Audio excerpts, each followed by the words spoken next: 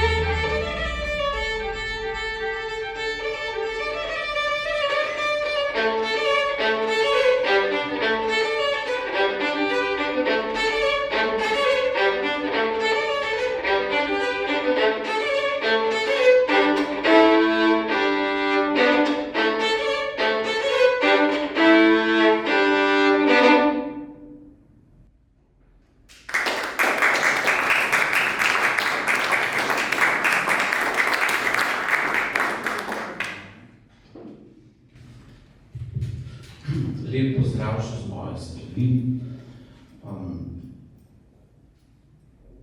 Ko govorim o Lise Müller, je mogoče smiselno, da povem dva stavka o zbirki Sozvezdja in o konceptu te zbirke, da bi potem razložil, zakaj je ta avtorica, tako kot vsi avtori in avtorice te zbirke, pravzaprav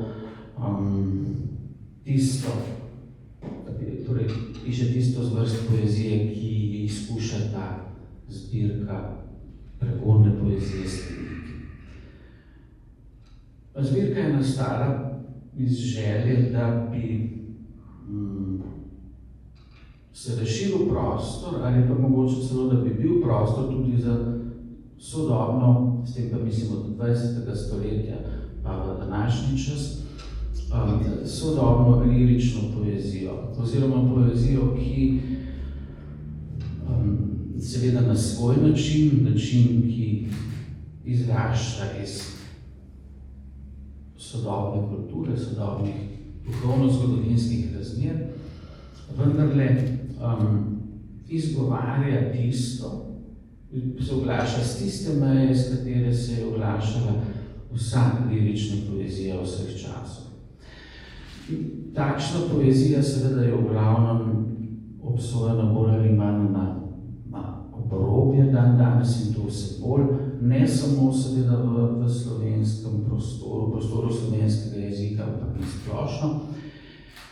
Ne pomeni pa seveda, da takšne poezije ni. Nasprotno, zato je tem bolj dragocena. Torej, iz te želje je nastala zbirka Sozvezdja.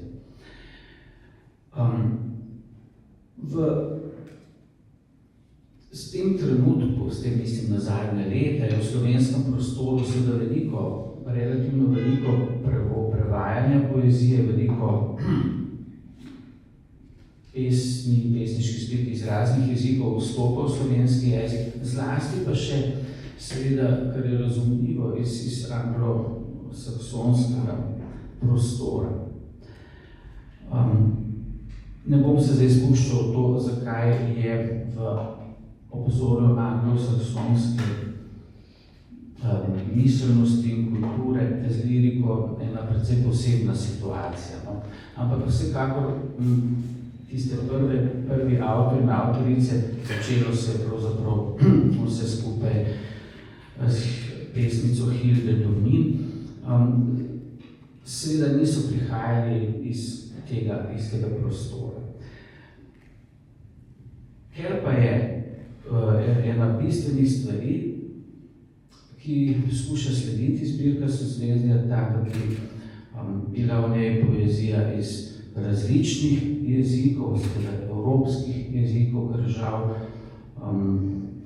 zaenkrat prav ustreznega suporta z jezikovnim znanjem za izven evropske kulture ni, ampak to seveda ne pomeni, da je to že zaprta zgodba za naprej, ampak zaenkrat je bila želja ta, da pravzaprav imamo čim več lirične poezije iz sodobnih časov, da čim več različnih jezikov.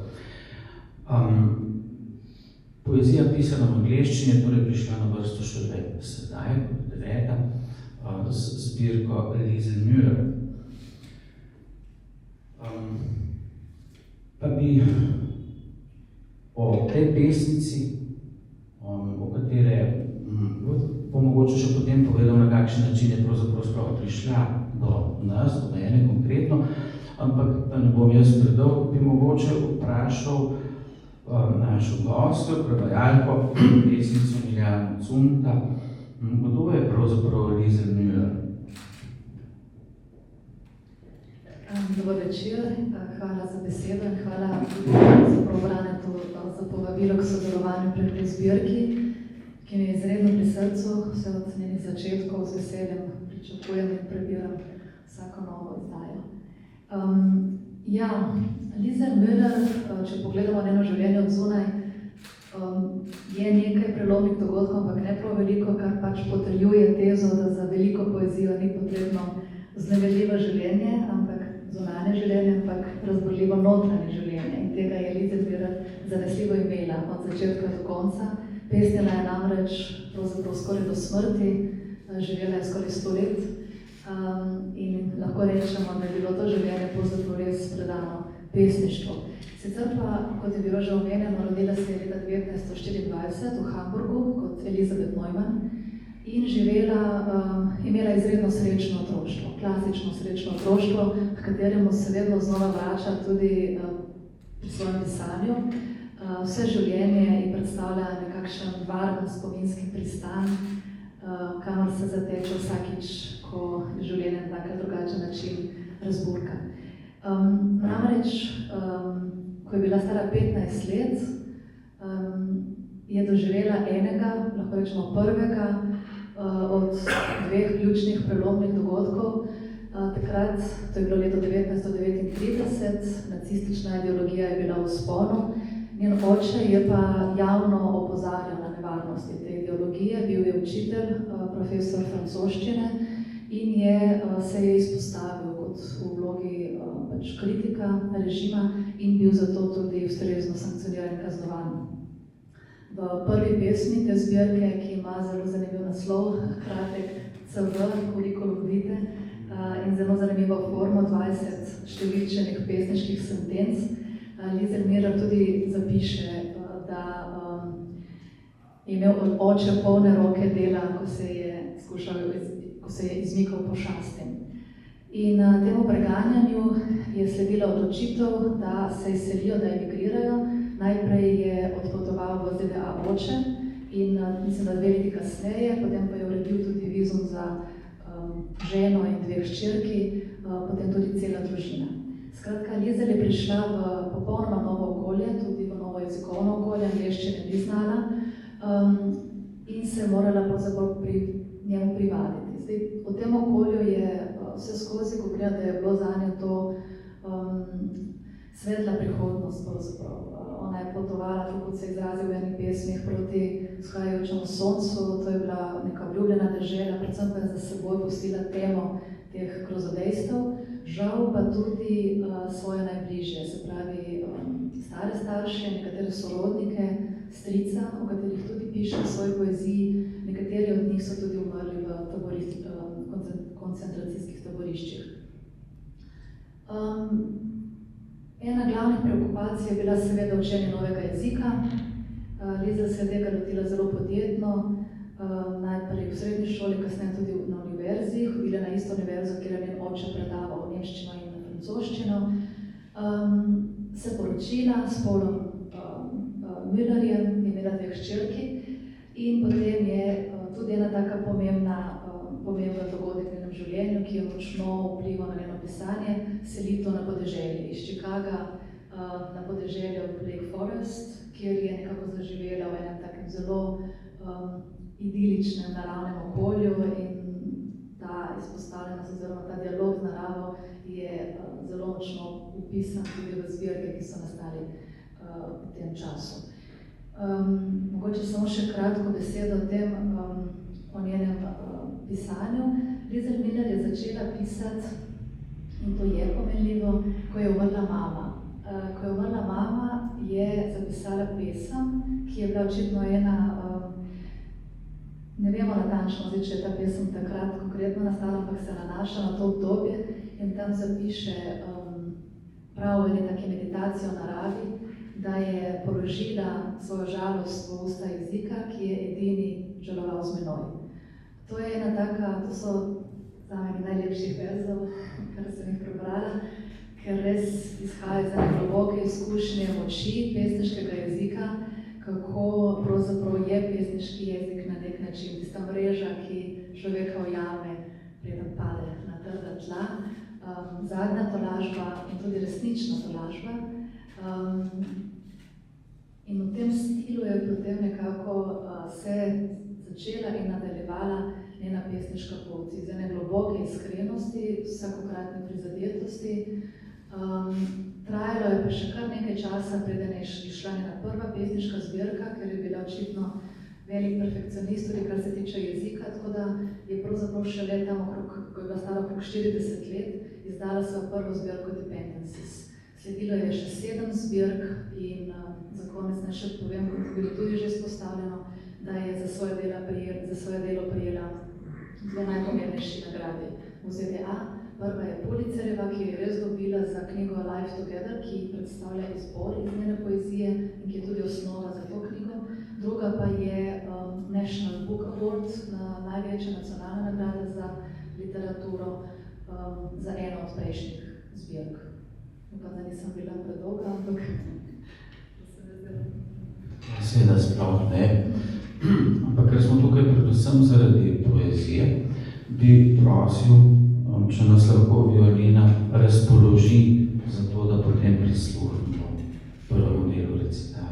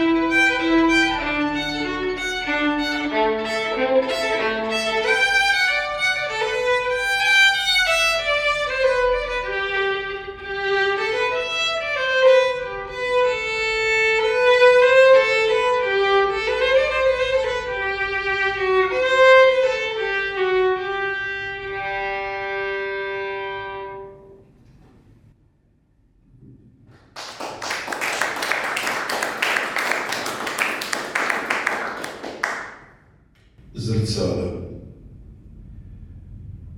Potem, ko si nadenem šminko, obrnem svoje ročno zrcalo na glavo.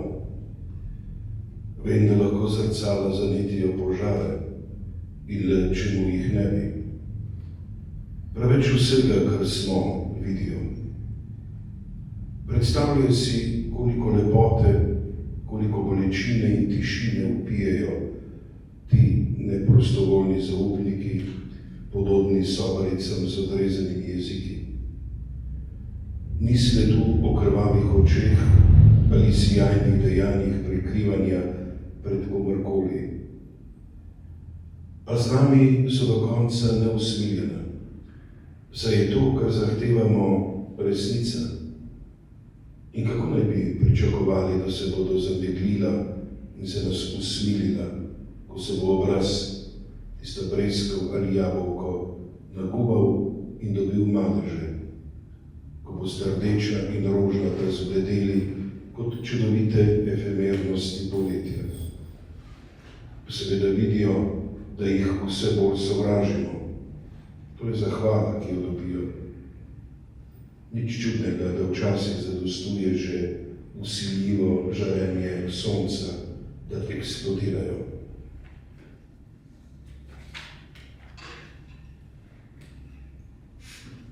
Zakaj potrebujem ptice?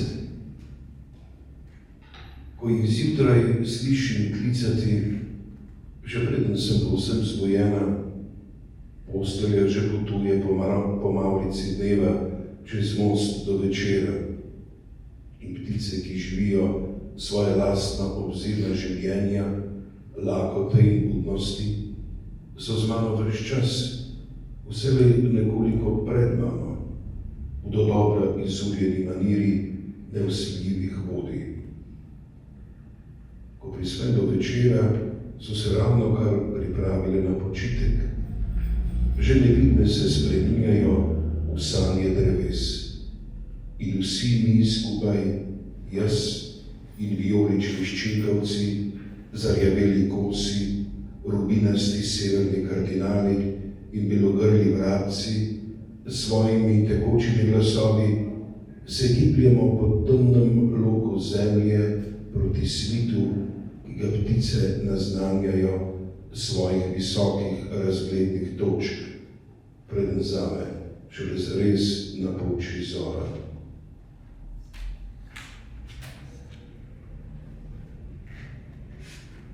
Škorčevec med opazovanjem. Ko gledam čudnega škorčevca priti iz sive sence na sonce, me zaslepi nepričakovan sijaj, rumena, škrlatna in zelena, kjer glavnik svetlobe obleče v svilo preproste peruti, dokler on, ne da bi vedel, kaj pomeni natanko pod tem posebnim kotom svetlobe, ne skoči nazaj v svojo skromno temino in pusti svetleči se del sebe za sabo, kakor da mora bleščanje prerasti svoje prhutajoče posvetno oblačilo in vstopiti naravnost v kot vizija, kot čista svetloba.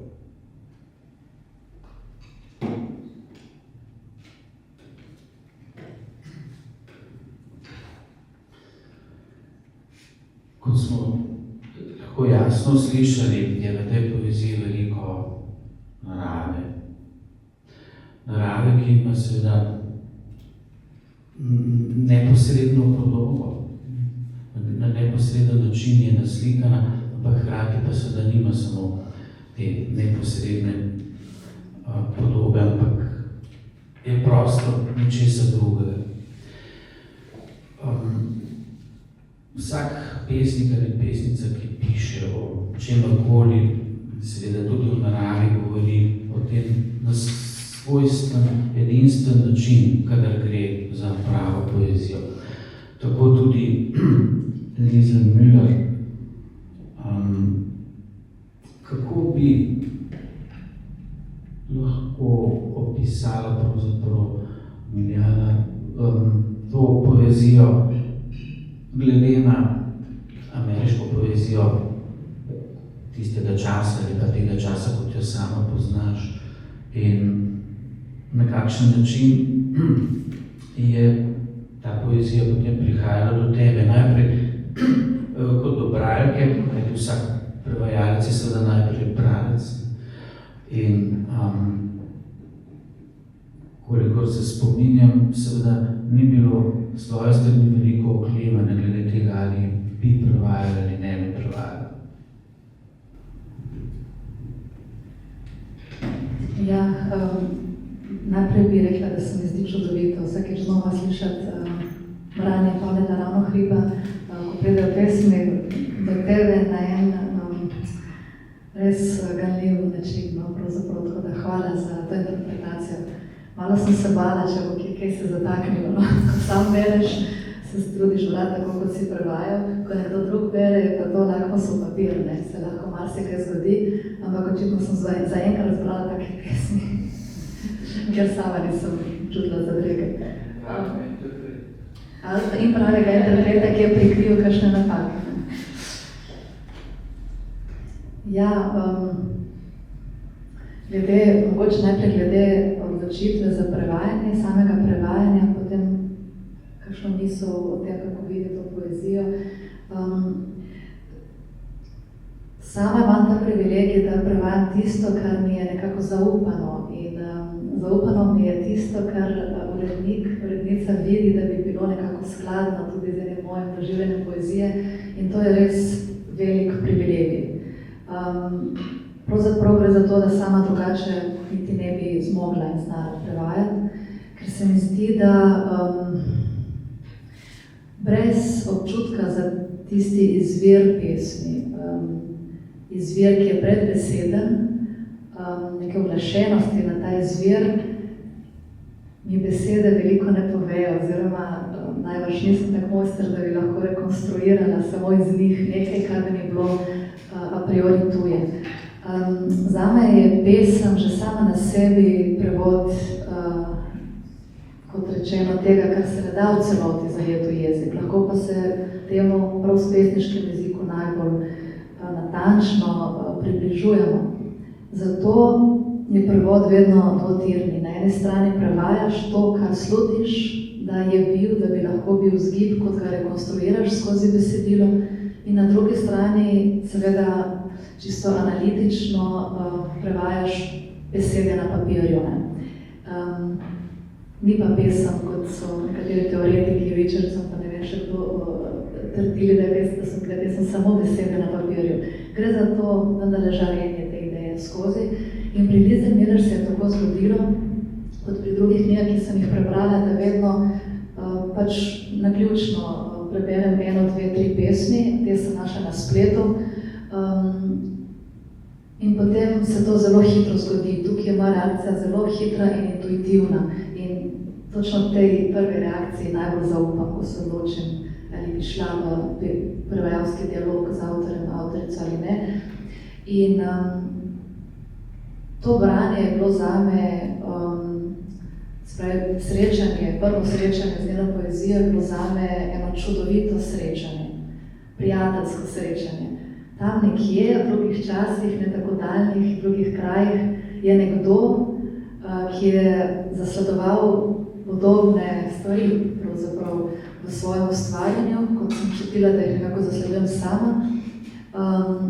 In me je nagovoril pravzaprav s tem, kar tudi poskušam opisati v sprejemni besedi, z nekakšno jasnostjo jezika in spet ta beseda, ki zna biti problematična, navidezno preprostostjo. Ampak tiste vrste preprostostjo, v kateri je slikarka Agnès Martin je rekla, da je to tista preprostost, ki nikoli ni preprosta. Se pravi, priti do take jasnosti izraza, da se napor ustvarjanja ne vidi več. In jaz sem to začutila pri Lize Miller, ko sem prebrala njeno življenjsko zgodbo, kako se je, kakšen napor je bil vložen dejansko, čisto konkretno v učenje jezika, bi bila to še dodatna potrditev. Skratka, to, kar bi lahko o tej poeziji rekla, je, da je to poezija nijans, detajlov. Ko jo prebereš, recimo pride vate. Ena podoba se usidra, ne? To ni tiste vrste poezije, za katero rečeš, nič se ni ostavilo, nič se ni nekako ohranilo na situ, potrebno bo še eno branje. Tukaj se vedno, pri vsaki pesmi nekaj ostane, neka zelo jasna skicirana podoba.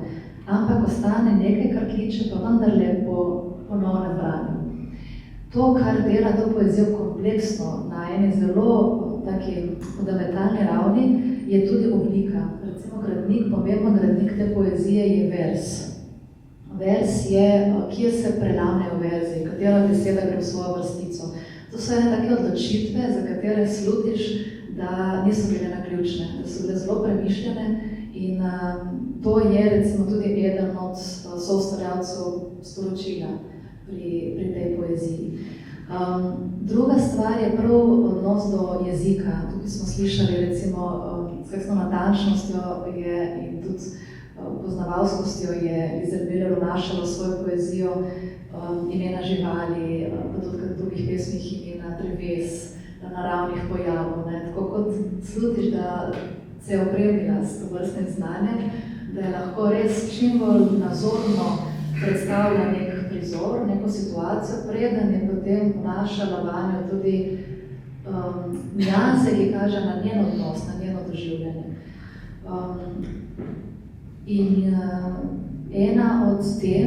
Ena od pomembnih tem dejansko je narava.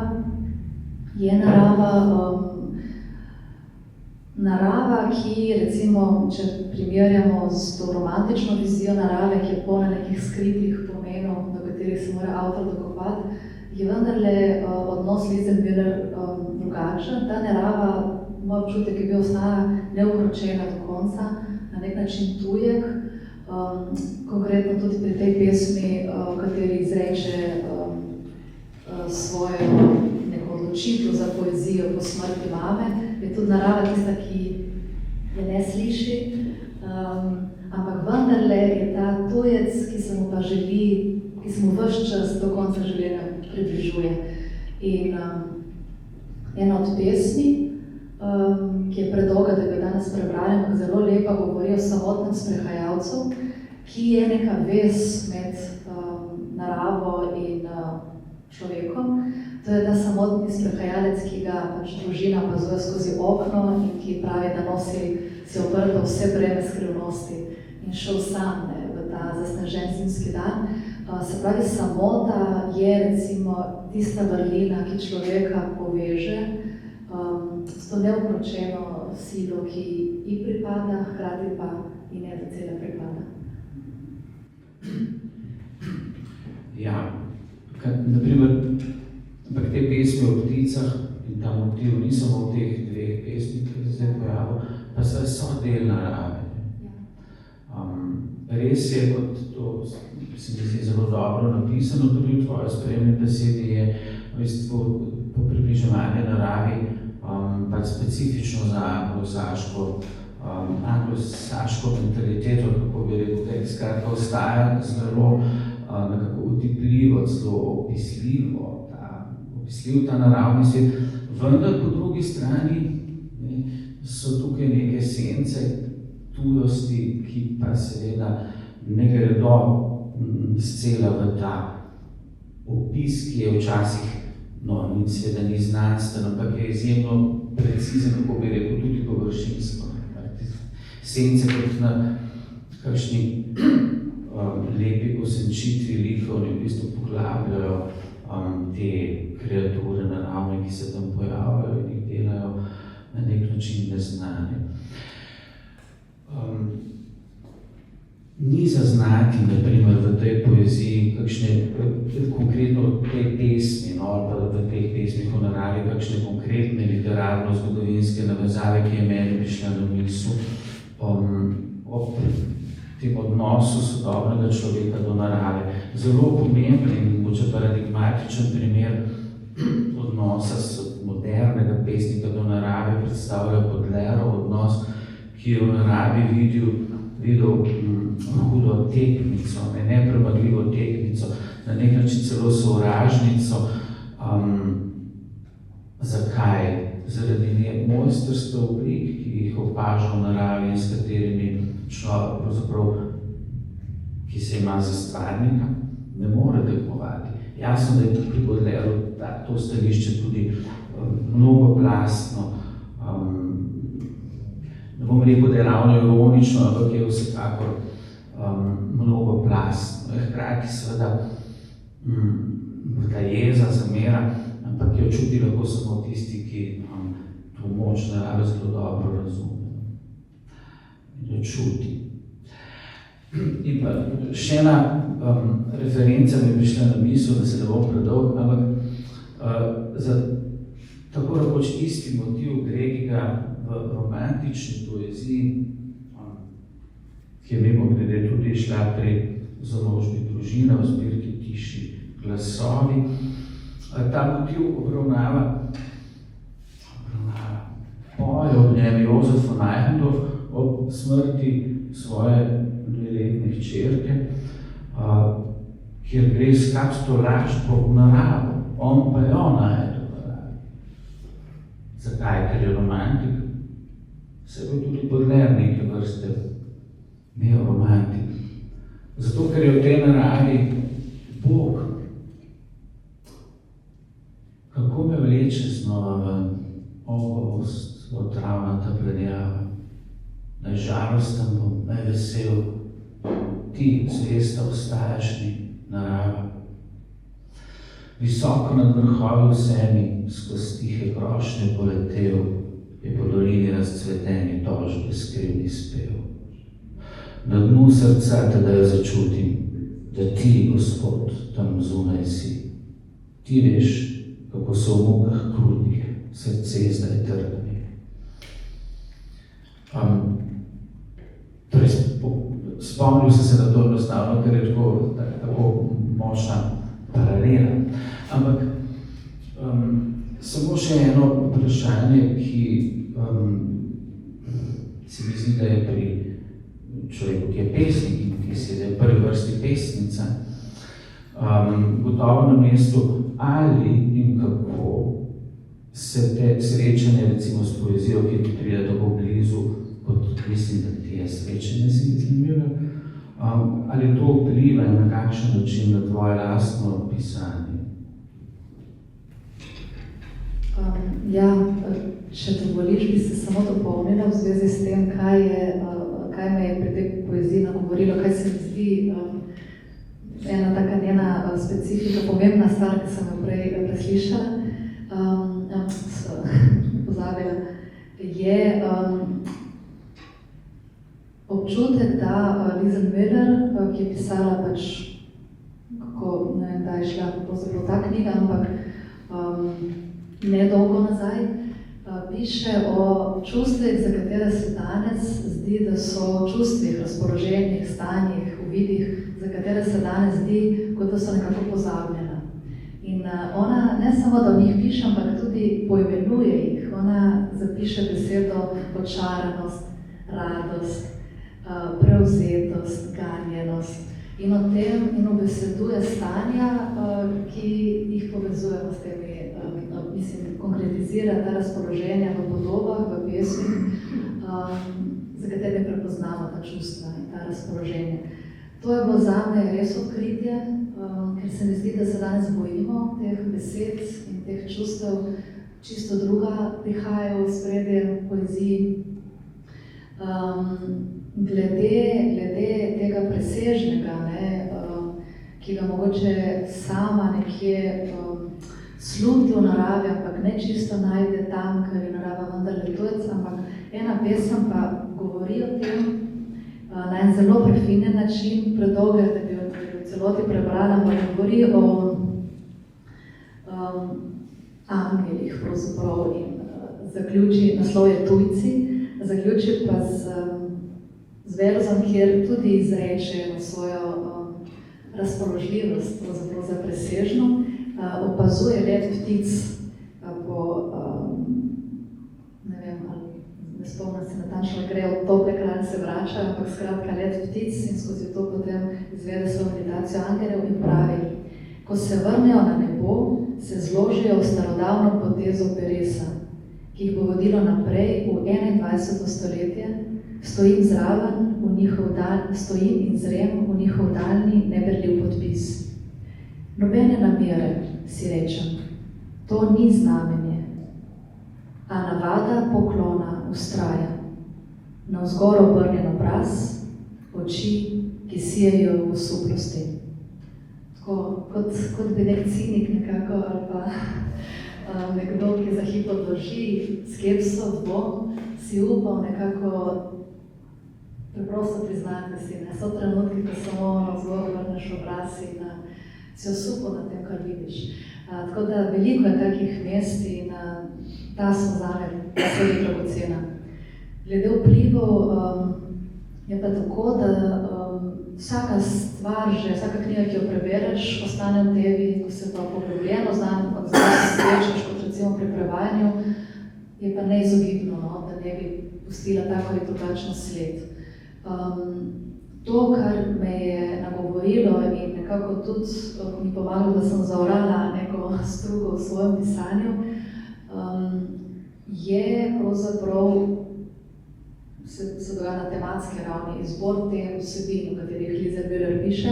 Namreč zelo velikokrat se v njenih pesmih znajdejo teme materinstva, družine, prednikov, odnos do očeta, do mame in to na zelo neposreden, tako neprikrit način. To je v bistvu ena zelo preprosta stvar, literatura je polna tovrstnih mest, ampak v zadnjem času se pa zdi, da tako kot so nekatera čustva manj zaželjena, kot so tudi nekatere teme nekako manj literarne. In recimo ena pesem, ki me je dejansko pogumila, no, da sem začela tudi sama se zazirati v te vidike svojega doživljanja preteklosti in sedanjosti, je bila pesem, ki ima naslov Hči. Zelo preprosta pesem, ampak zopet tudi tukaj s koncem, ki nekje obvisi v zraku, veliko pove. Hči. Moja naslednja pesem bo srečna, si obljubim. Na to prideš ti, s svojimi globokimi očmi, visokimi kavbojkami, ozkimi dlanmi, svojo bistroumnostjo, srhljivim vedenjem in svojo samoto. Vse cvetje, ki ga je posadil tvoj oče, ves stročji fižol, ki mu je uspelo, vsi posnetki klavirskih skladb tega sveta in ta navdušujoči dan, tega ne morejo spremeniti. Tako da ja, to je na tej ravni, kar se tiče pa te lastnosti, ki se mi zdi, da se jo lepo definira, res ta čutno nazorna konkretnost, ki je zelo ameriška, pasaška, čim bolj dosledna logika pesmi, ki kot da ne želi pustiti prav veliko nedoločenih mest, ampak pri Lize Bühler je ta tema, ki jo je pustila za sabo, te sence, tudi evropske zgodovine, njene osebne zgodovine, starša sta se zelo težko integrirala v novo okolje. Stric je, ne vemo točno, ampak tudi psihično zelo oslabel zaradi spominov. Ta senca, ki jo prinesla iz Evrope, ki je neka evropska senca, dela to, pušča pravzaprav res na teh pesmih eno trpkost. Tudi takrat, ko mogoče tega, če bi nekdo drug ta motiv uporabil na tak način, ne bi ostalo v njih. Hvala. Zdaj pa predajamo besedo Violini in potem gospodu Ravnarju. Thank you.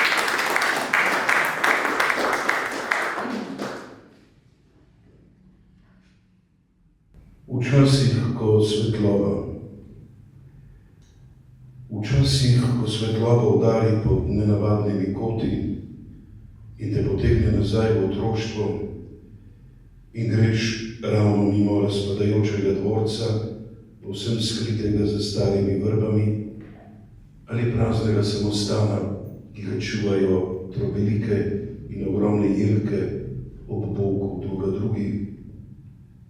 Spet veš, da se na drugi strani tistega zidu pod nepostriženimi lasmi vrb dogaja nekaj skrivnostnega, tako čudežnega in nevarnega, da bi, če bi se splazil skozi in to videl, umrl ali bil zavedno srečen.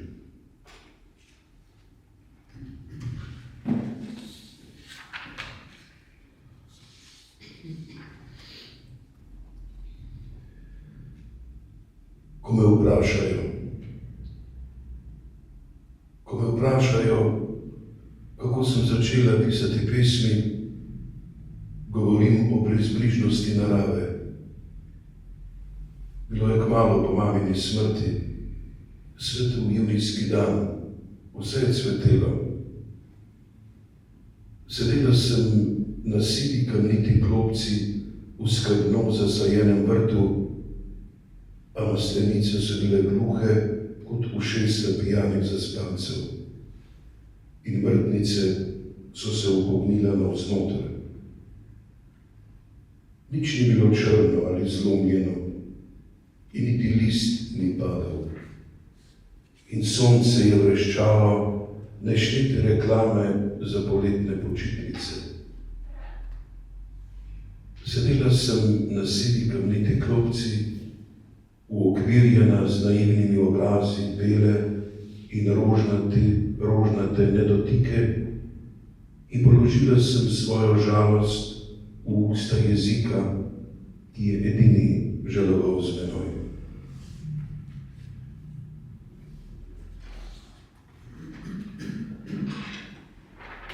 Druga verzija.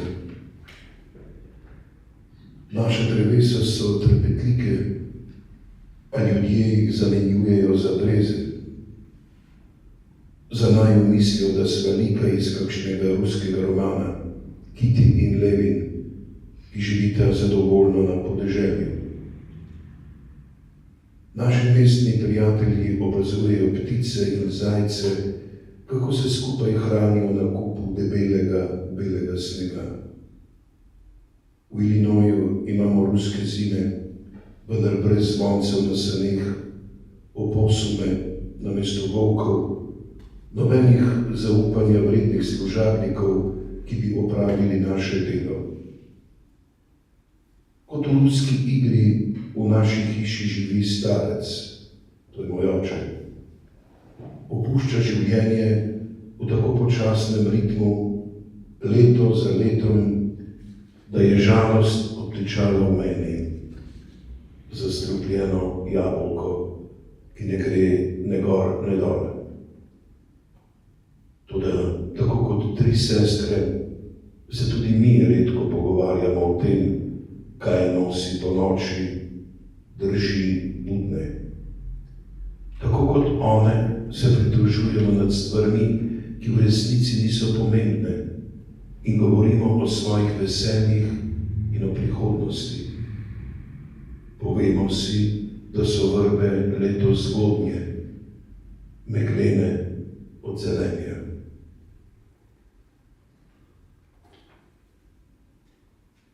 Radost. Ne joči, samo glasba je, pravi neki glas. Nihče, ki ga ljubiš, ni umrl. Samo glasba je in samo pomlad, nerazsodno telo sveta, ki je ponorelo kot svetnikovo v veličastju, je bila tista, ki je presunila mlado dekle do nerazumne žalosti. Noro, si je rekla, morala bi plesati od sreče. A zgodilo se je ponovno. Zgodi se, ko se ljubimo z ljubeznijo brez dna, kar sledi, je žalost brez dna, ki ni obup. pač pa njegovo neimenovano nasprotje. Nič nimamo praviti z minevanjem časa, ne z izgubo, pač pa z nenadnim zbližanjem dveh navidez usporednih črt v nas na nekem kraju, kjer je še divina. Radost, radost, pojejo soprani, stegujoč se proti lesketajočim se notam, medtem ko se naše oči polnijo solzami. Brendel igra Schuberte. Roki pripeljemo skupaj v aplavz. Ta absurdni hrup, ko pa si želimo biti tiho. Prav tako bi lahko topli po loncih in bombah. To je to neskladje, kršitev glasbe, ki smo jo poslušali, ne da bi se premaknili, skoraj zadrževali tih. Pianist v svojem slepeče belem poletnem suknjiču se prikloni in izgine in se vrne in se spet prikloni. Mi ne zaostajamo z ropotom, tako kakofoničnim, da bi moral naznanjati maščevanje namesto hvaležnosti, ki jo čutimo za ti 2 uri, ki smo jo preživeli zunaj teles in stran od naših jazov, stražarjev, v deželi, ki je ni in kjer živijo očarani.